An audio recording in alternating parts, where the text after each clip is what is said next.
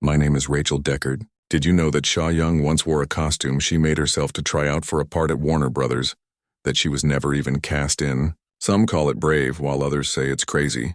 But there was one thing that was sure. Before the early 1990s, Shawnee Young was Hollywood's next big thing. Now, she was a joke in the tabloids.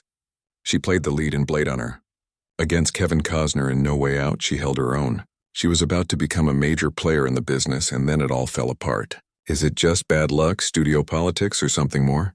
No matter what caused Sha Young's success to crash harder than anyone thought it would, and Hollywood never quite forgot about her. What the heck did happen? It's going black. Early life and schooling.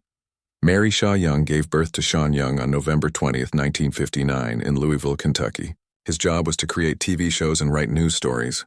Her mother wrote scripts and worked in public relations.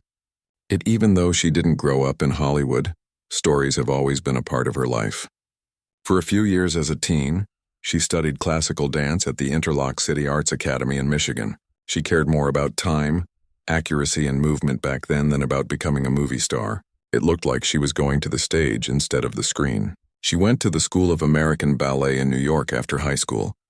But finally, the desire to act became too strong to ignore. To make money, she started modeling, and soon she was getting calls for tryouts. She had a look and a confidence that made her seem sharp and unexpected, and her first movie role was in Jane Austen in Manhattan in 1980. It wasn't a big hit, but it was good enough to get her in the room. The very next year, she got a small part in a big hit comedy which changed her whole life. In 1981, she had her first real experience with the major teams. This is a classic screwball comedy from the early 1980s. It's loud, crazy, and full of charm. As Harold Ramos, John Candy, Warren Oates, Judge Reinhold, and even a young John Lorette play sleazy, Bill Murray leads the way. It was a hit because the guys who made it knew how to walk the line between being silly and crazy. P.J. Soles plays the other love interest, and Sha Young plays MP Lewis Cooper. Yes, the part is small, but she does well in a movie that is mostly about loud men. She seemed easygoing and at ease, and her softness stood out against the ridiculousness going on around her. She had a great getting along with Ramos on screen. You could see something flashing behind her eyes even in those few scenes, like she was taking it all in and getting a feel for the business. It wasn't just a pretty face doing the background thing for a romance movie. Everyone said Sha Young got along well with the rest of the group on the tight shoot, which got a little messy at times. She wasn't the star yet, but she was learning and people were taking notice. The movie made over $85 million at the box office, even though it only cost $10 million to make. The critics mostly took it in too. Roger Ebert said it was a fun, rough comedy and praised Murray's deadpan charm. There was something wrong with it, but it wasn't bad. People liked Stripes right away, and it became a fan favorite over time. Along with all of these coming comedy stars, she holds her own with very little screen time, which isn't easy. When we look back, Stripes wasn't just a big deal for guys. For Shawnee Young, too, it was the start of something. Broken through. Blade Runner, if Stripes got her in the door, Blade Runner slammed it open all the way.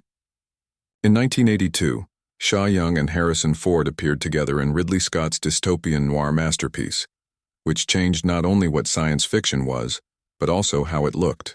I'll also put up my hand. This is one of my all-time favorite movies. It's an old VHS tape that barely made it through the 1980s in my house. The Vangelis score, the lights, the world building, the sound design, everything about it is just hypnotic. And the acts, well, they're not on the scale at all. When Sha Young showed up in this after Stripes, it really stopped me in my tracks. She was very different from him. The laid-back charm was gone. She was calm and careful here, which made her mysterious. It was like she was walking a tightrope over who she was when she played Rachel. On the outside, everything seems calm, but something weak is always there below. The show wasn't very loud. It wasn't flashy at all. I think that was the point. She wasn't like most Hollywood leading ladies when she played Rachel. She played her like someone who was really struggling to keep it together. Blade Runner wasn't a huge hit at the time, but it was controversial and didn't do well at the box office. But Young's acting stood out, and as the movie became a cult classic and one of the most admired sci-fi movies of all time, so did her part in it. Things weren't quite so movie-like behind the scenes, though. It was said that Young and Harrison Ford were fighting on the set. Some said their bond wasn't like how it seemed on screen. Even though Ridley Scott liked how she looked and how she played the part on screen, there were rumors that she was, tough. But it's hard to tell the difference between story and reality. This was the start of something that would follow Sha Young for the rest of her career. When another big swing came out after Blade Runner, you'd think it would keep going strong, and on paper it did. Sean Young agreed to work on another huge sci-fi drama in 1984. This time, David Lynch would be in charge. The movie was June, based on Frank Herbert's notoriously hard-to-understand book, and it had all the signs of being a career-defining event. A huge budget, a huge cast, and a huge group of fans behind it. Carl MacLachlan, who played a young Carl MacLachlan in his first movie, played Charney, the F-man who fell in love with Paul Trades. In the book, her part was important, but in the movie it was sped up and she was more of a background figure than a fully realized person. I have to be honest and say that I really like this one. That included this: a little golden age in the early 1980s, when sci-fi movies were really taking off. It had a crazy world building, a weird tone, and beautiful music, and June was right in the middle of it all. Sha doesn't have much screen time, but she seemed interesting. June didn't look like it would work out. The project was a mess. It felt like a bunch of great ideas were thrown together without enough glue to hold them together in the end cut. It was panned by critics who said it was too long, too complicated, and almost too much. Not logical. Lynch took it back. The company lost money, and sci-fi fans were split down the middle. Once more, Sha Young was a part of something big that was wrong in the end. This was her second big sci-fi project in a row. Both had failed at the box office at first, but later became hits. But then things changed. Moving on from sandworms and space politics to something much more real. There's no way out at this point. A smooth political story, one of the best. Sha Young got a part and a chance to show a side of herself that Hollywood hadn't seen before. It wasn't until 1987 that Sha Young got a part that made her come out of the "there was no making of a sci-fi world or an artificial riddle. There was only a taut high-stakes political thriller," and she was in the middle of it all.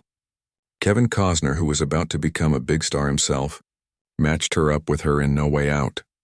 She played Susan Atwell, a woman who is seriously in love with both a high-level government figure and a naval officer.